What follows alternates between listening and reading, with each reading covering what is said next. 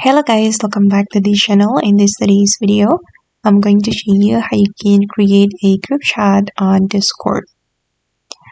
Okay, let's get into it guys. I have opened my Discord, and if you want to create a group chat, you can click on this plus icon on your direct messages.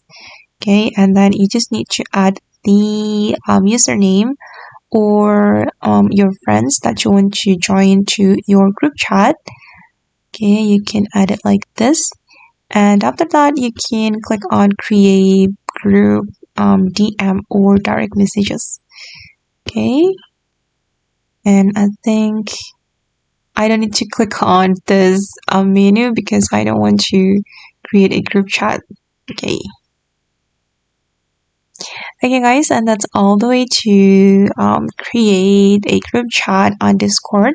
I hope this video will be useful for you. Thank you so much for watching, and if you found this tutorial useful, don't forget to hit the like button, leave your comments, and also subscribe to the channel.